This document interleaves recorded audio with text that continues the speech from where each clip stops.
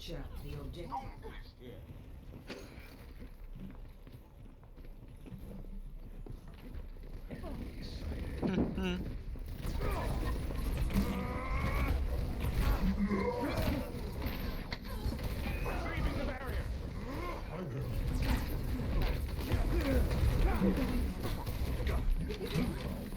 Alright. So in that fight, it looked like we weren't really standing in front of our team very much. Keep in mind that your role is what you call a main tank. So you should be basically in front of your whole team and shielding them and helping them out. We were kind of standing in the middle of our team, and then we even went left side when our entire team was right side. So make sure you're just standing in front of them and you're not standing off on your own.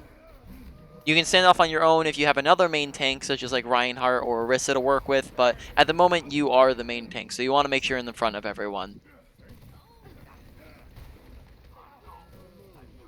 Might have to change Alpha Sigma here.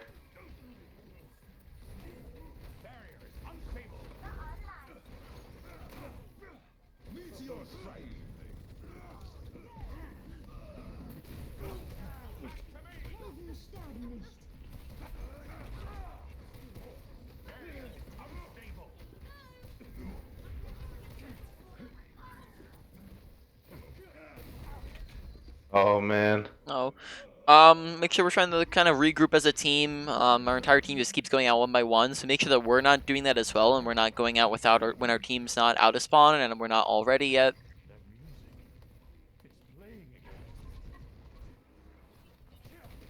Yeah, ability usages look pretty solid so far. We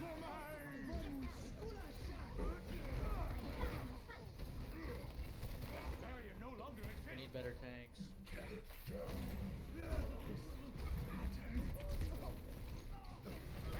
We need a Roadhog.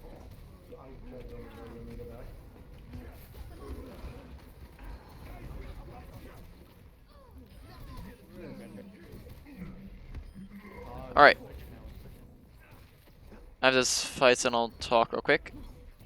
Alright, yeah, you're good. So, okay, so basically, we'll go more into depth on this afterwards, but just for the moment, our target focus and priority, sorry, is a little bit off, where we're a lot of times just focusing on tanks, make sure we're focusing more so on DPS and supports, but we'll go more into depth on why after the game's done, a round's done here.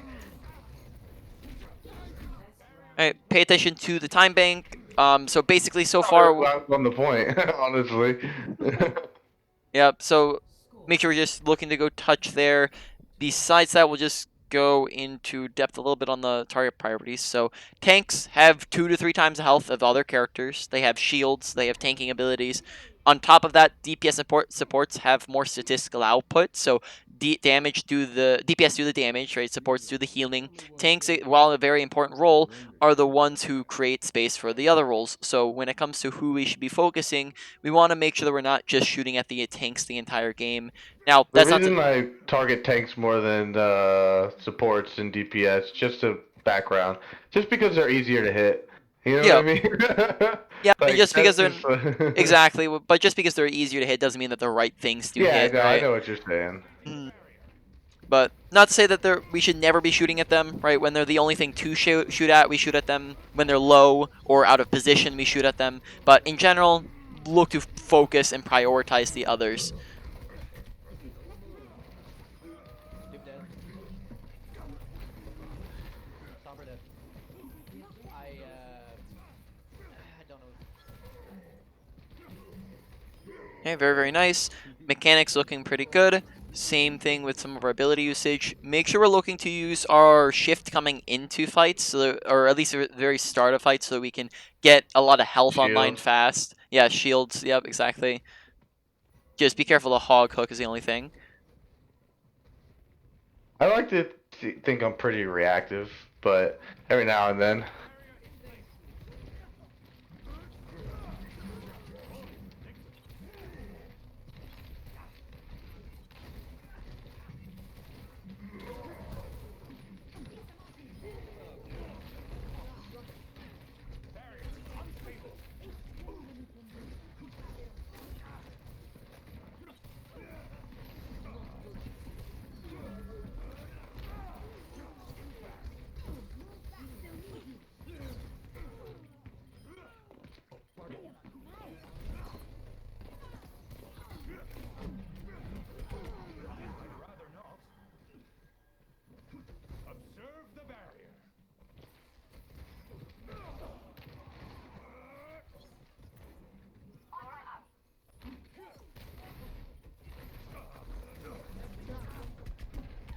I should have just shielded there.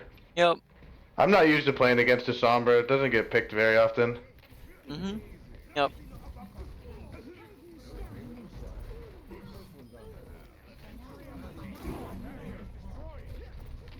Oh man. Oh, yep.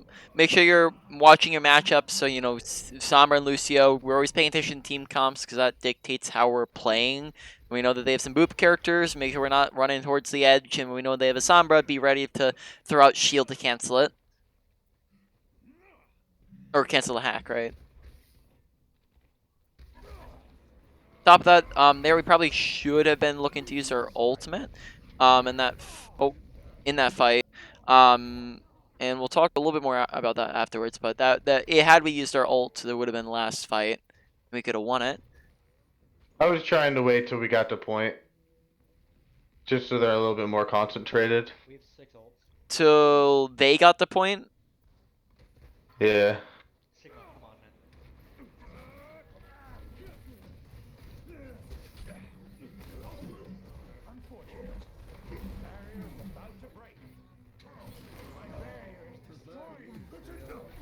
Come on, man.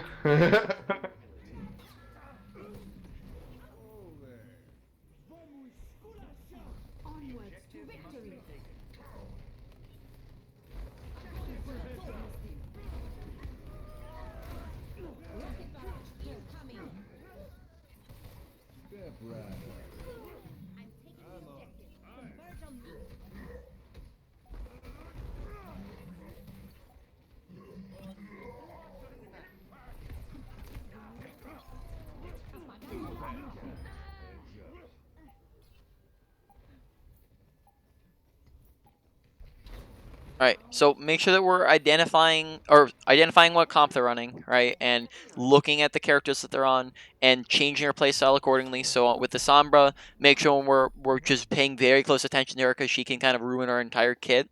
So look to shield her off. When you're ulting, make sure you're paying attention to where's the Sombra at.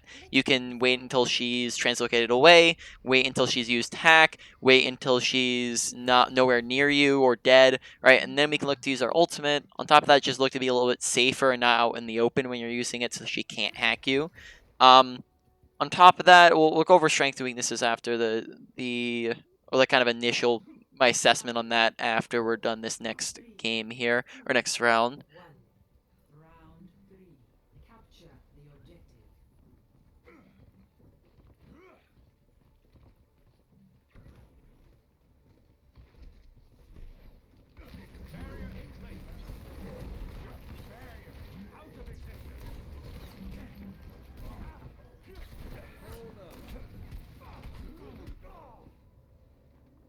All right, so there, gotta pay a little attention to behind us, as a lot of our team wasn't really pushed very far forwards, which meant that the enemy team had the advantage there. So if our team's not with us, we don't want to be pushing super far in. So you just got to be aware of our surroundings and paying attention to what our team's up to. Nice prediction there. Okay, if we know that they have like 4 boops, right? They have Pharah who can boop, Lucio who can boop, Hog who can boop, right? We want to make sure that we're not going left side. Instead, we can go right side, because left side is just going to be very, very difficult to get across. Do it. You're actually retarded. Like, go right. We keep getting booped off. Retrieving the barrier. Activating the barrier. Okay, when shield's not being useful, make sure you're taking it down so it can recharge, right? You're getting the health back. We don't want to ever kind of leave it up, especially when it's not doing anything.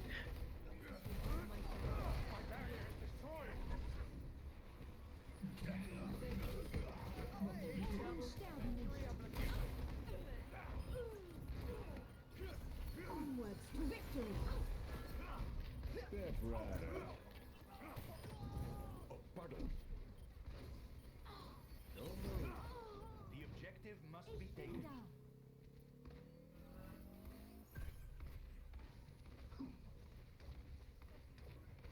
Shouldn't play on bridge then. Well, playing on that corner is completely fine, is because you have those rocks there, and as long as you're just being careful, you don't want to play on top of the bridge, right? But you can play on the corner there.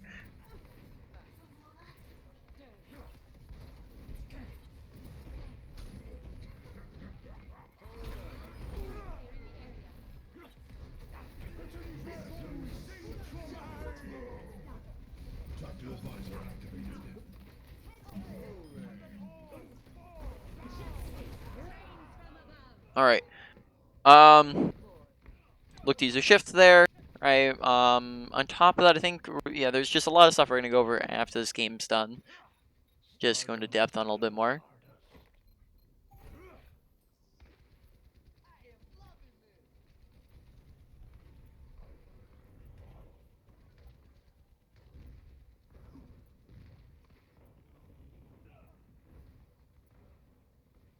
Barrier in place. Give me a moment to think. I hate how it doesn't absorb that energy beam. Yep. So when we know that it doesn't do that, we just want to make sure that we're not attempting to, right? And we're just making sure we're not using it when there's Zarya staring at us.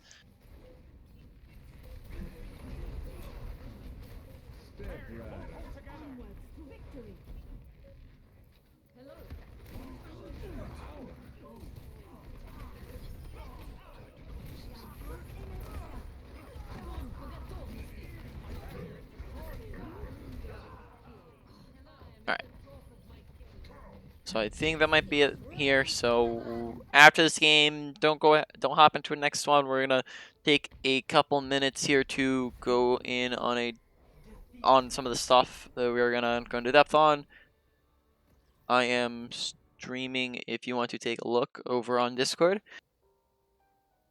All right. Yeah. So first off, we're just gonna do a quick strengths to weaknesses and what I'm kind of noticing to start off here, and like kind of what you need to be looking to work on just from my first impressions. The best way I'd like to describe most of your kit is inconsistent, because half the time we do fantastic with certain abilities and certain parts of our kit, and the other half of the time it just doesn't really seem like it's going as well.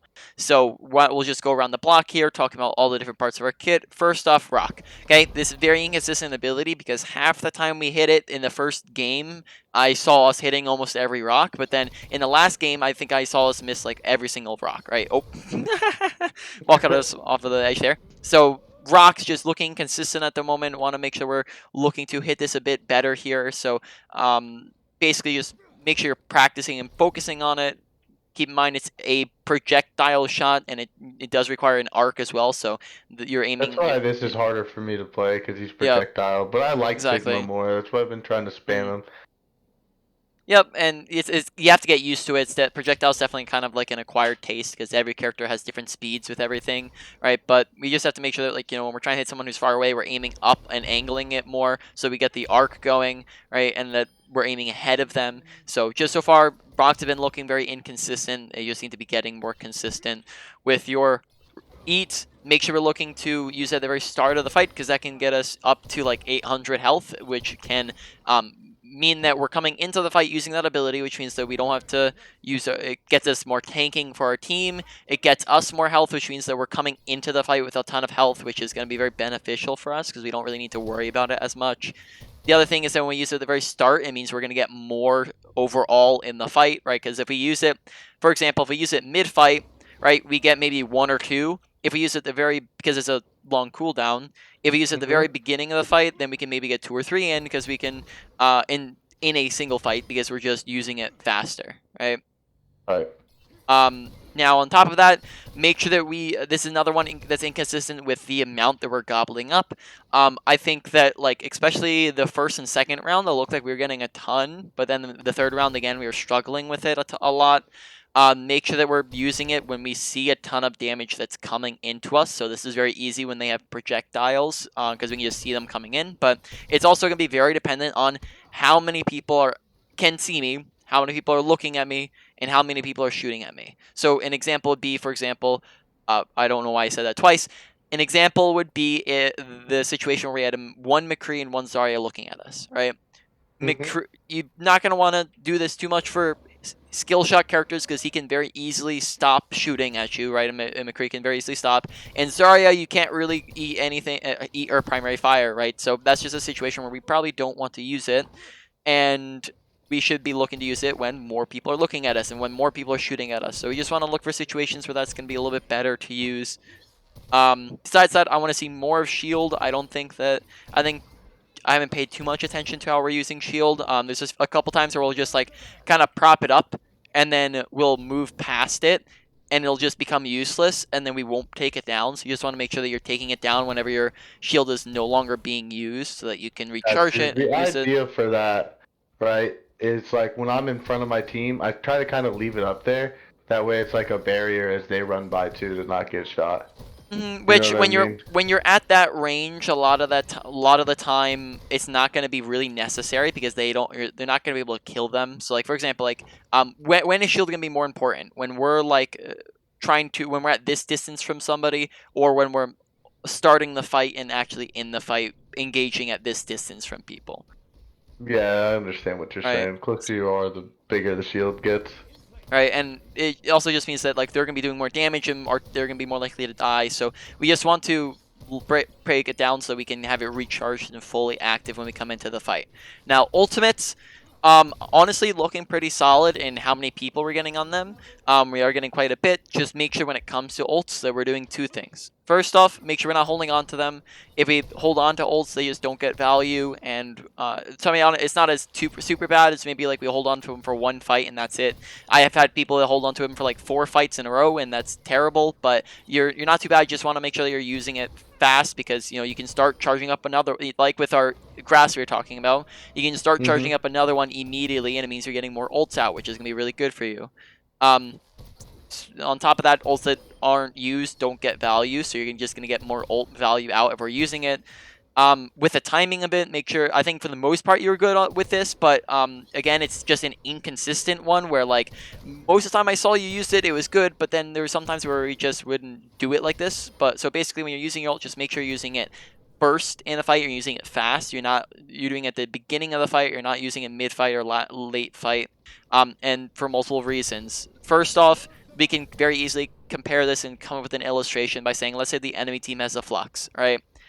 If they use that flux before you use flux, now they get kills, they get damage, and therefore they're at an advantage. And if you use flux after that point, your flux now does not get as much value because you have less people to shoot into it, you have less follow-up, and you're also just down more people, right? Not only that, but Flux isn't a one-shot even for squishies, so sometimes it's hard to get value out of it even in the beginning of a fight.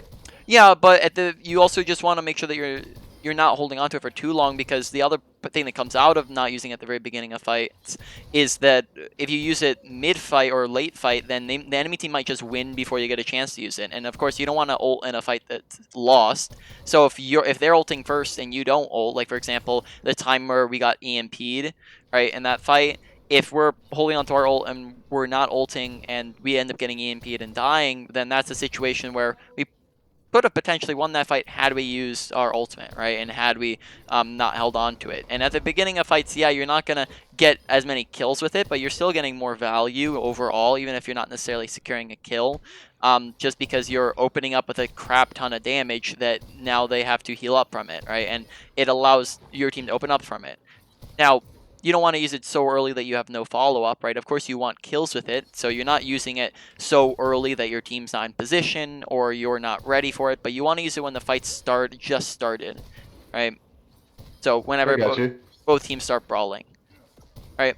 Now, moving on from there, other areas that I'd probably say would be more important mechanics-wise, really no problem. I'm not seeing really you're hitting your shots consistently. I probably say this is one of the more consistent parts of your kit, is you're just consistently hitting shots, so no issue with your just regular primary fire. Though we did talk about your making sure you're focusing the right things, so we'll go into that real quick, and just making sure you're keeping the right priorities with your targets.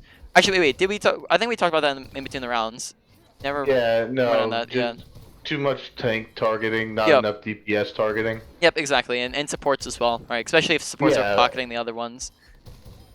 Right now, besides that, not much with trying mechanics. to fight like a Lucio or like a Tracer 1v1 is probably like the most annoying thing. I almost just ignore it and keep walking away. Yeah, which is that's very understandable. That's a little bit different of a situation. There are characters that are going to be a lot harder to kill, but who's easier to kill, like a McCree or a Hanzo or a Tracer? Oh, definitely a McCree. Yeah, so there are certain characters that are a lot easier to kill than others, and if you're trying to go up against a Lucio or a Tracer, you might not want to spend too much time looking at them besides just trying to throw a rock. If you hit a rock... McCree uses flashbang, and you and you dodge it, or even if he hits you with it, you still normally win that. Yep, you just have a much better kit than him when it comes to that. But you know, if you basically on those other like Lucio and Tracer, you can look for a rock, and if you miss it, then you don't really focus them. You can focus them if they're low, if they're out of position. But besides that, you don't want to spend too much time on them, right? And you'd go for instead, you go for another character like they're gonna have definitely have another support, right? And they're gonna have another DPS. So just look for something else to focus. Now, I good. find that Annas are like the easiest for me to kill.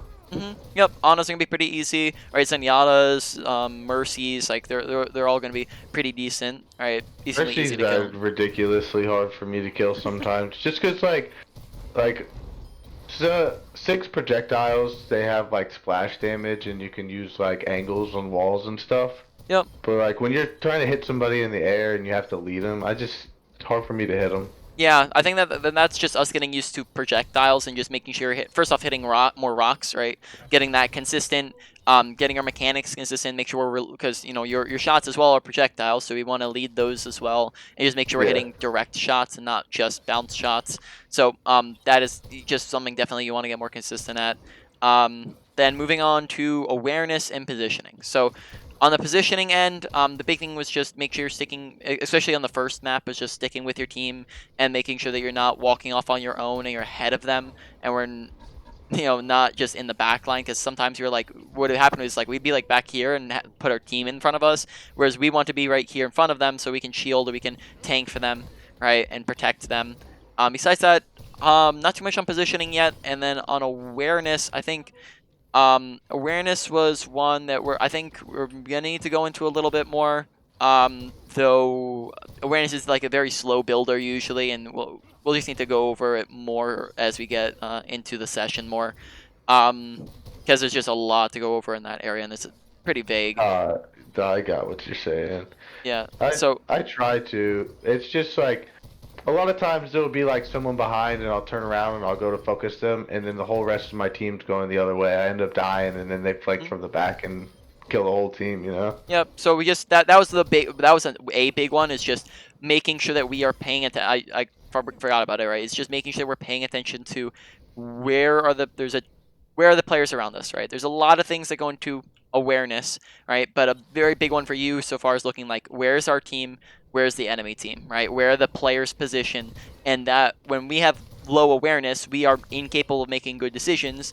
When we are aware of what's happening around us, we can therefore make some better decisions, right? If we know what's happening, we can start to make decisions that actually start to make sense. Now, you can look to go ahead and get into a queue. I'll just talk real quick for the moment. Okay.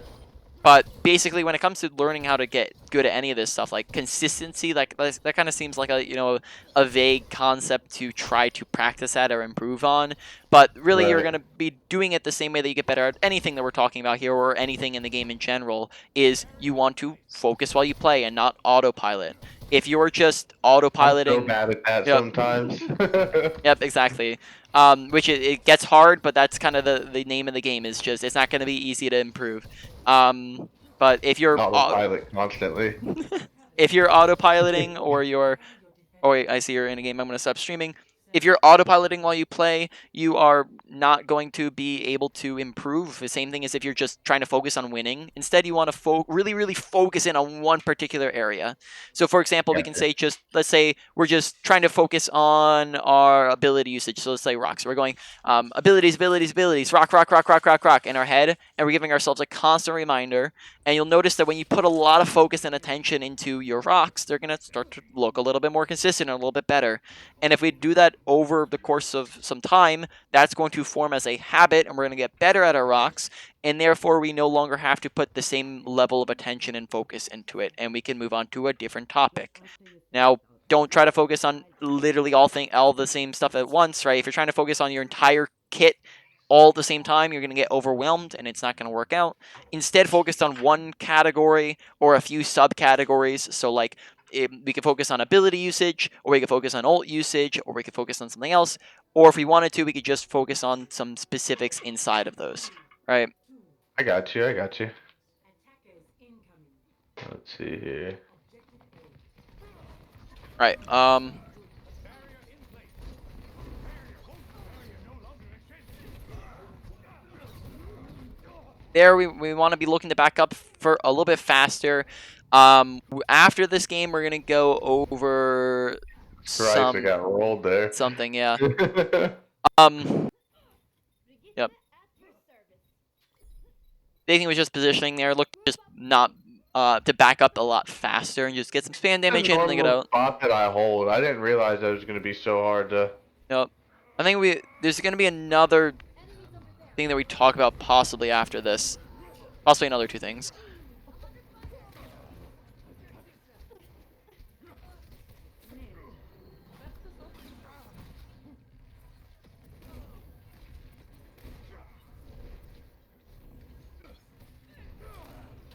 And don't look for things that you can actually eat. So, like for example, Reinhardt just Fire Strike, but you're not gonna be able to eat the Zarya.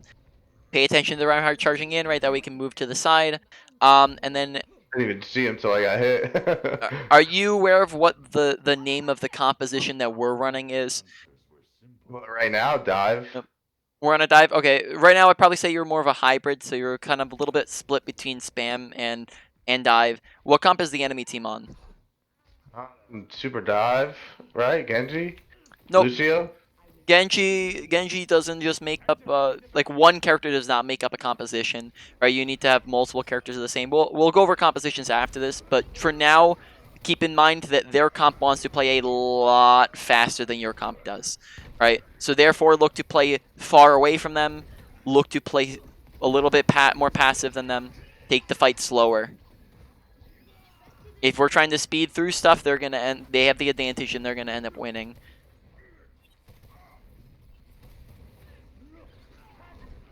Okay, good eat there. Just look to keep that up and eat the things that you can actually eat.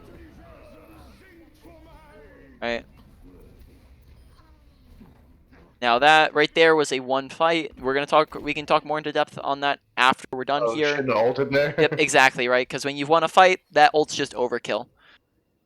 But we'll talk about how. I just did it because I was like, I'm gonna keep trying to save this if I don't use it here. Yep. Basically you're using it in any fight that is not a won or lost fight, right? But those are when you've already won a fight or already lost a fight, then yes, that is a bad situation to use it then.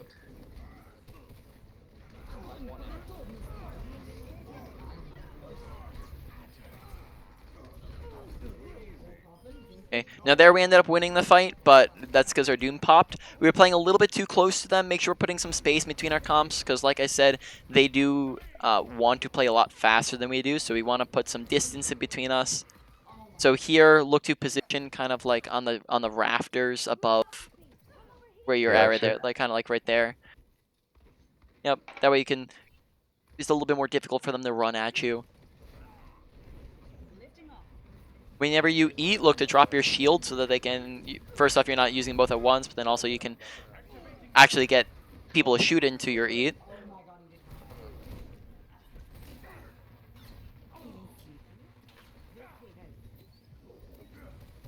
Well, make sure you're just constantly spamming out damage there. We just kind of stop shooting.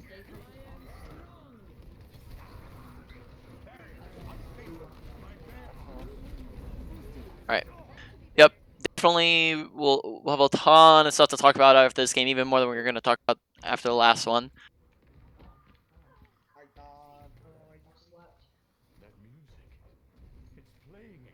Also not talking with the team, which is a lot different than normal. Alright, yep. Okay, why didn't we go touch there? Alright. Fortunate.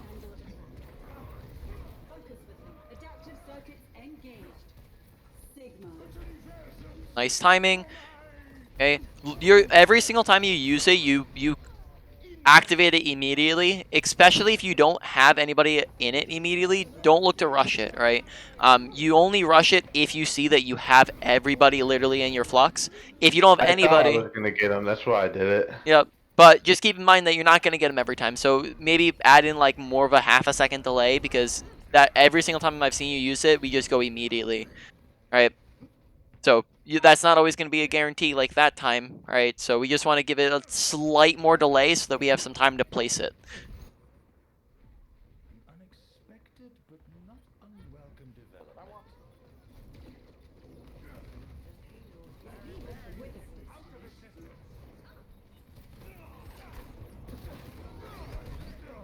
Right. Our whole team was dead there. I don't feel like there's anything I could really do at that point. Yep, at that point it's just a lot of stalling. Alright, so we'll talk about a quick topic real quick, which is kill feed watching, right? Kill feed on the top right corner of your screen tells you when you are winning or losing fights.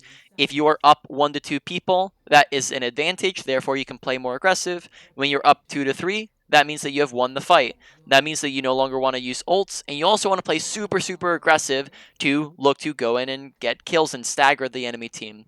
This also goes the exact opposite way. When you are down 1 to 2, that is a disadvantage, and therefore you might want to play a little bit more passive. You didn't lose the fight yet, though, but you are losing the fight. When you're down 2 to 3, that is where you have officially lost the fight. At that point, you don't want to use your ults, because in a one fight, that's overkill, and a lost fight is not going to change it, right? And then you also want to look to get out if possible, and if you don't think it's possible, you want to let them kill you so that you don't end up staggering yourself. Are you familiar with the term staggering? Don't trickle out.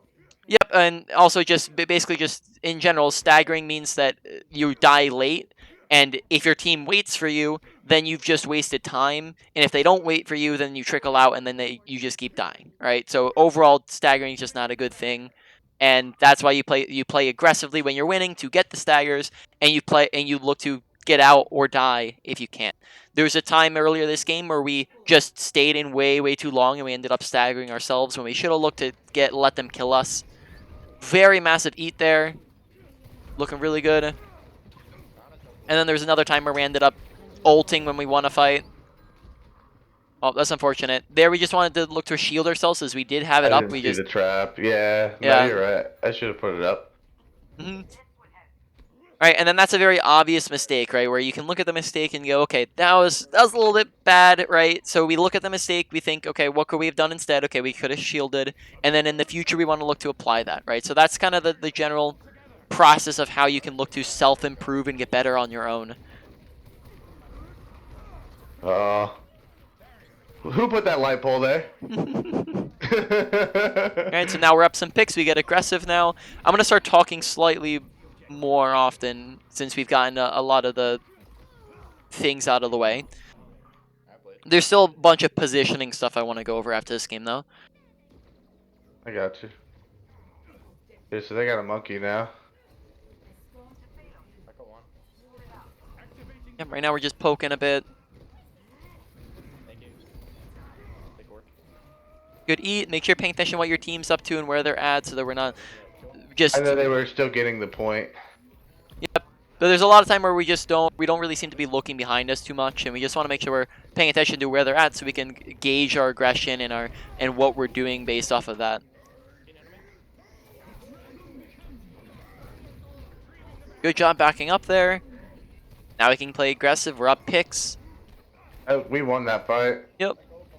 So I don't need the ult. Exactly. All right, but in the next one, we probably want to look to come in a little bit early with it. She's still there. She's still there. Where? Where? I'm fucking shooting at her, bro.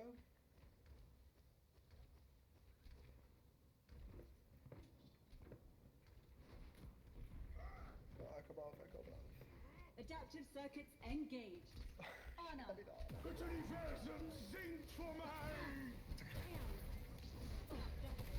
Okay.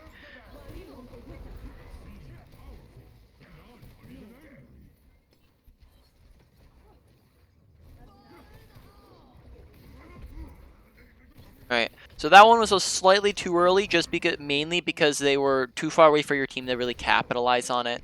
Alright, so just let the fight develop a slight bit more, because that was basically like right as the fight was starting, rather than at the beginning of the fight. Right, there's a little bit of a difference, because if we use it then, our team wasn't able to shoot at them. They had cover, they had shields, they had abilities. But if we wait slightly into the fight, then that means that now they have less abilities, less shields, and they're more out in the open, right, where our team can actually shoot at them.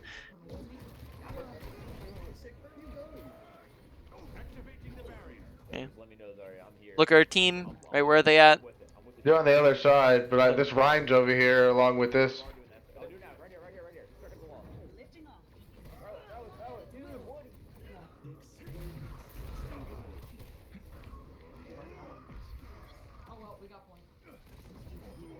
Yep. In general, like we as a Sigma have a lot of dictation over like where our team is positioned. But if our entire team is somewhere else besides where we're at, then we should be the ones to change because we're kind of the ones off on our own if we're not doing the thing our team's doing. My thinking there is when I saw two and I'm using up their resources, our team has a one-person advantage. Wait, I missed that part. I didn't get it. I said our team has a one-person advantage, right? If two people are focusing me and they're fighting, so that was kind of the reason that I didn't change. Yeah, but that also puts you at a lot of risk, and it means that you're not going to get a whole lot of value. A lot of times that just is going to result in you getting killed. And it also just means that you that's relying on your team to do things, right? Which is also something you're not going to want to do a lot of the times is rely on the people at their rank. Very nice placement with it. Ult so far we have pretty nice placement.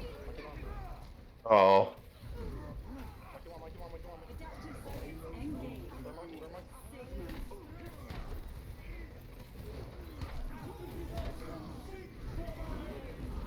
Damn it.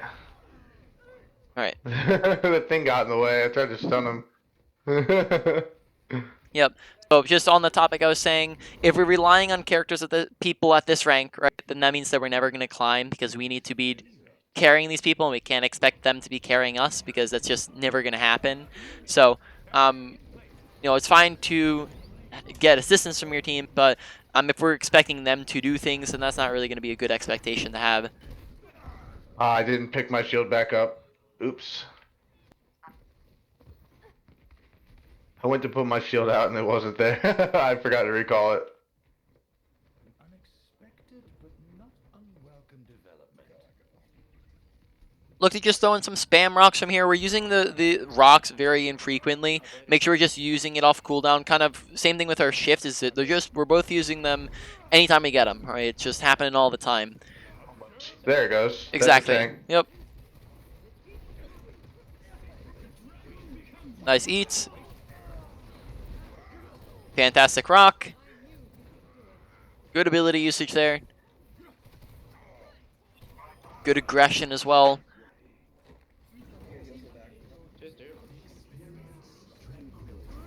Alright. Almost unfortunately we got it. Sometimes in coaching sessions it's almost better that we don't. But so we'll just delay that a little bit further. Here, while we're in queue here, I'm going to link you a sheet here. Okay. If you want to take a look. So this is a compositions chart. Are you familiar with the terms dive, brawl, and spam? Brawl is like Rhine, Brig, Reaper. Yep, Dive, exactly. obviously like Monkey, Genji. Yep. And then hybrid, both a little bit of each. Yep, hybrid's anything. It's kind of a mix. It's not really anything specific. See, I don't ever play for like what's meta or anything. 'Cause Which I feel like, especially right here, like if I'm just in gold, there's no reason that I can't win with anybody. Yep, and that's not the point I'm getting at. So each composition, basically, it really helps. I guess we'll talk about this afterwards because we don't have enough time now. But it helps to know what comp your team is on and what comp the enemy team is on because Each a hybrid, then, huh? Yeah, your composition right now, you have Sigma, who is spam, Hanzo is spam, a Zenyatta, and a Baptiste, who are spam. So when you have 4 of one comp, that means that, or one composition, that's pretty much the comp. If you have 3, then not really, but right now we are running mainly a spam composition. Genji and Zarya would not be spam characters, but they work well enough with it that we would be considered a spam. So spam is any long-range characters. We'll talk more about it afterwards. Okay, nice. Keep the aggression up. We got 2 picks. We're winning, so we just keep playing aggressive, push into them, capitalize. Very nice. Yep, really, really nice. I don't know if we were doing that like the first round, but like definitely that type of aggression is what we want to keep up, especially when we see that we're winning. I don't normally pay attention to the kill feed, and I tried to there. Mm-hmm.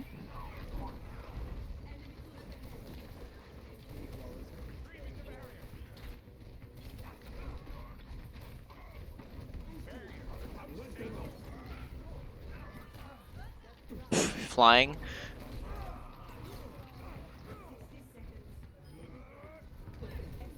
And make sure you're looking to use your E a little bit earlier in the fight there. We didn't use it until the very end. Yep, keep pressing your advantage.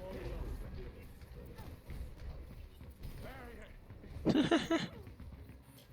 because now this Zarya just ends up staggering. As long as our team kills her. Nope. Honestly, it wouldn't be too terrible if we like even ulted at this point to keep staggering them, right?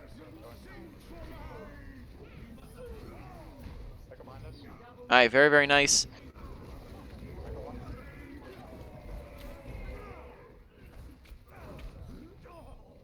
Oh, it's unfortunate. Just watch out for his molten core, and whenever he uses it, just look around on the floor so we know where it's at and we can dodge it. Other than that, good ult in that fight. Someone's Ult. still touching. Yep. Other than that, ult so far looking really on top of mechanics. Probably say ult is like another part where we're looking really, really consistent at.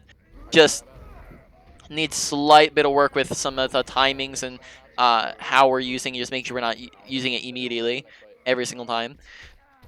All right.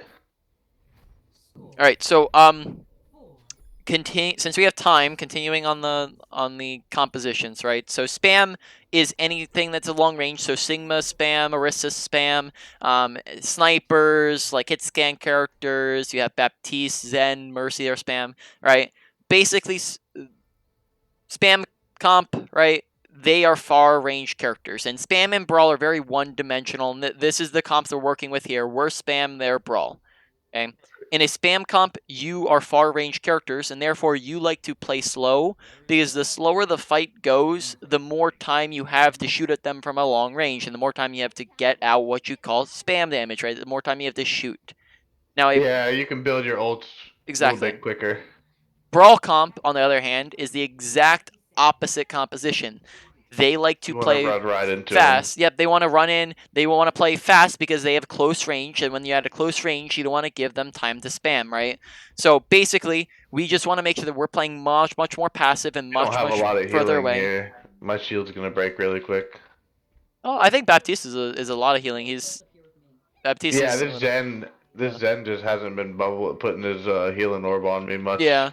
Here, look to play on the. I'll explain why afterwards, but look to play further back here.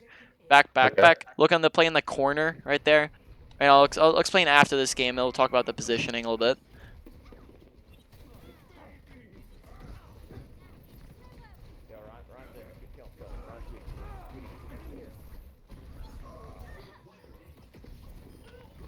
Oh my god, wait, behind us, right? I'm getting lost in the sauce. Yep. The thing is, against that, just think far and slow. Yep. So, for the most part, you're just gonna play in this corner that's like right next to you, right? That way we can again play at a far distance, but then there's another purpose that we'll talk about afterwards.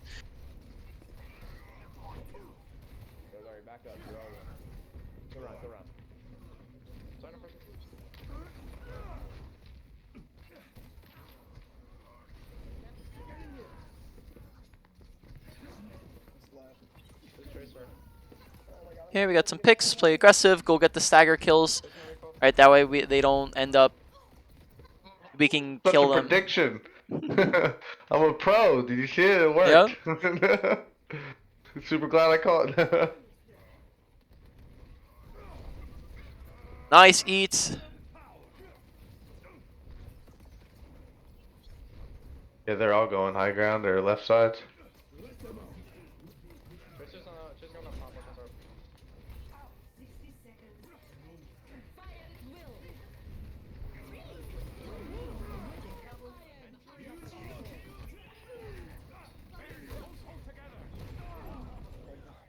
Oh. Every time that we're throwing out our shield, we end up throwing it like really far ahead of us. Keep in mind that like the majority of times that we're throwing our shield, we just pretty much tap it and just leave it right in front of us, because that basically protects us easier and from more angles than throwing it in one single angle does. The only times you're really throwing it really far out ahead of you is if you're trying to help teammates or zone off a specific character like Widowmaker.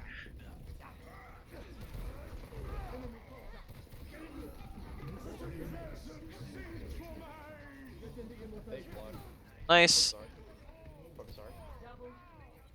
Nice mechanics, good placement. I can eat that.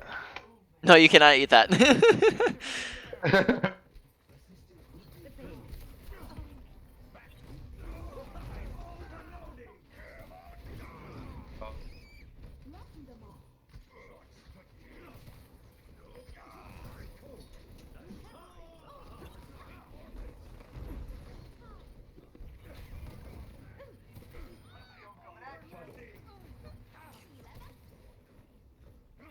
Alright, so real quick, because I want to get into kind of the ending review as well. So I'm just going to stream. You can go ahead and leave that game right away. And that'll be our last one, so you don't have to... You can just close out the stream as well. Alright, so here we are going to go and talk about some stuff. So we're going to pick out a map. Let's go specifically to Eichenwald since we were just on Eichenwald. Another thing, I don't really know any of the maps. Yep.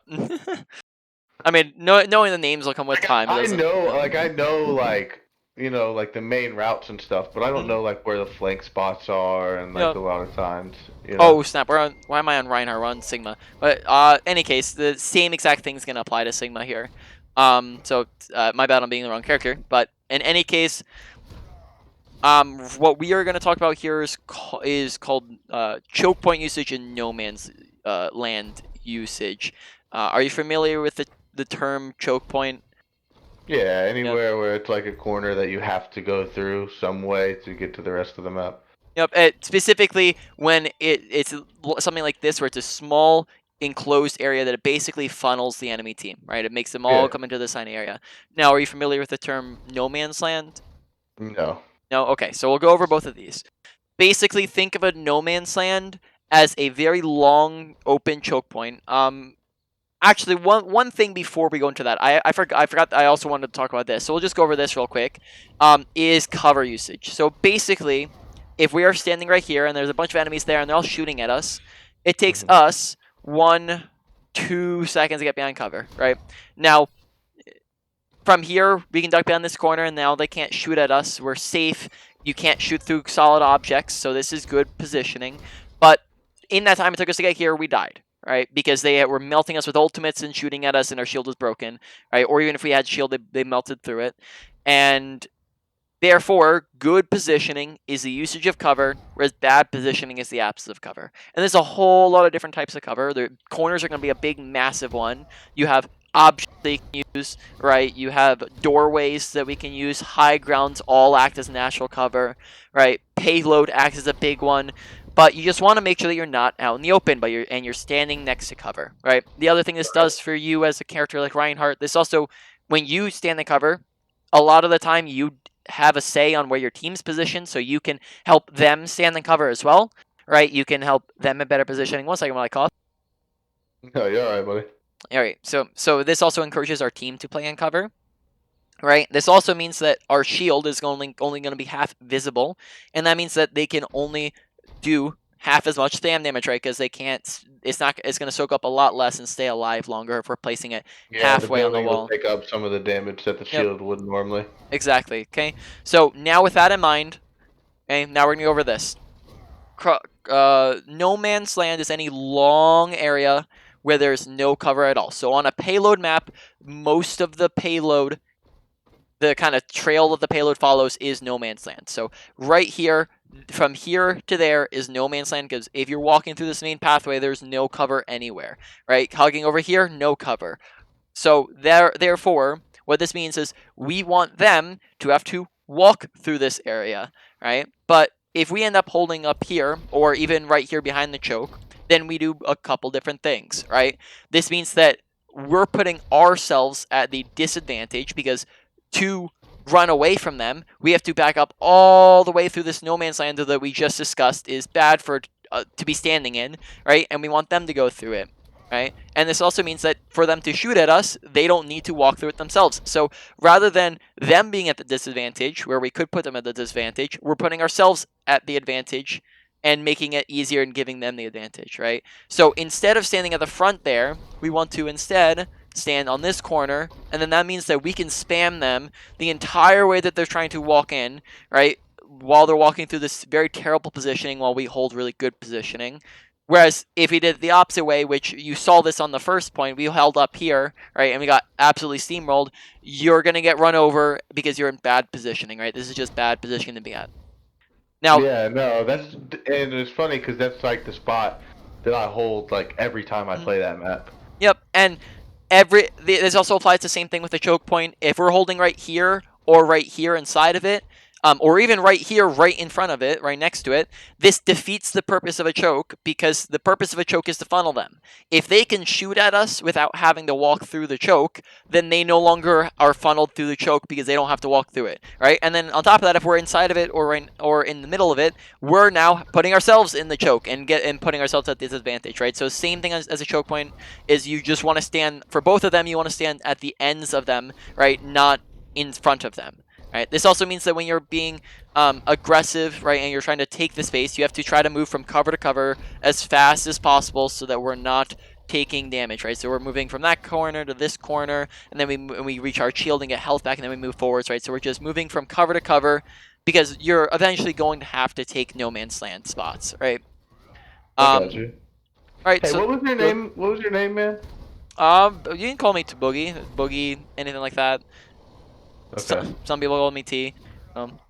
And yeah, in any case, we just hop out here real quick and go over a quick review of the things we're talking about. So Okay.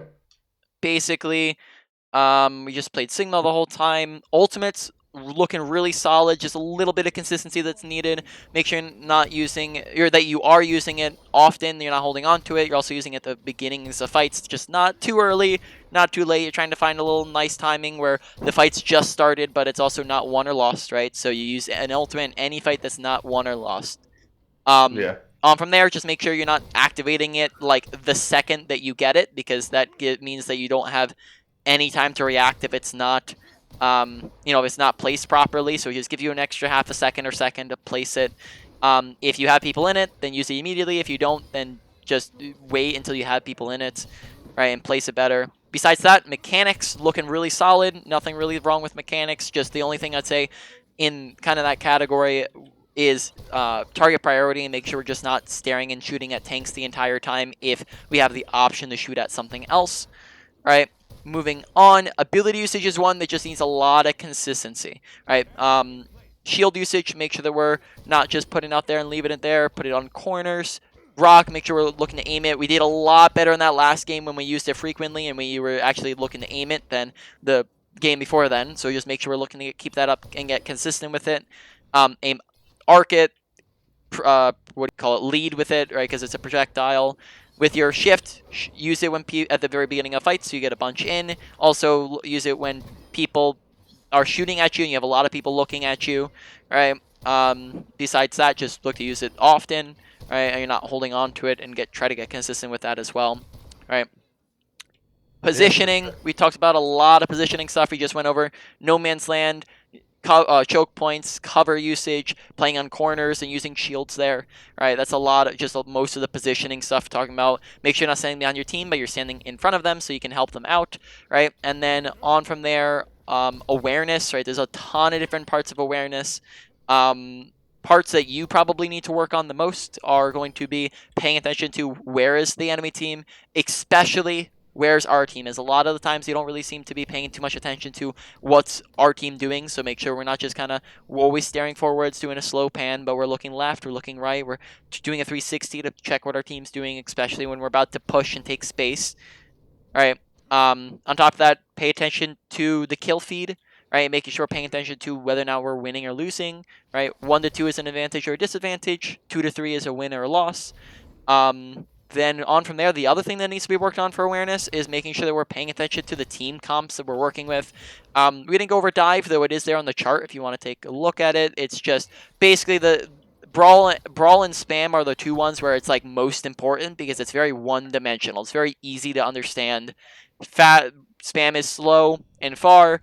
Brawl is fast and close, and therefore in that composition, we just wanted to just basically run away from Brawl the entire time, but especially at the very beginning of the game, we ended up kind of playing into them. We were very often playing super close. We ended up not trying to run away from them. We'd kind of brawl back into them, which is just not the play style that our composition wanted to play. So we just wanted to make sure we're kind of playing to the advantage of our comp and not playing to the disadvantage. Besides that, there's some other parts of awareness that you did really good on. You had good HUD awareness, which is just going to be all the different parts of your thing you can see here: ultimate, health, watching the ability usage. Right, you did good with audio awareness. There's no problem there. I think that is pretty much it on that end. So what are the main points? Probably would say that positioning and awareness topped the charts there, and resulted in a lot of problems and deaths and mess ups and mistakes.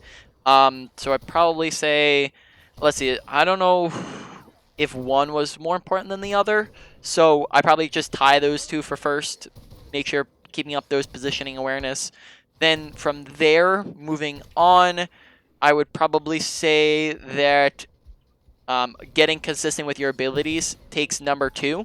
Number 3, we're going to put at target priority. Not mechanics really isn't even an issue, so we'll just usually I have mechanics as the other category, but here we'll just sum it down to target priority as the number 3, and then number 4 is just getting a little bit consistent with our ults. Really good on the ults end for the most part, and then really great on the mechanics. All right.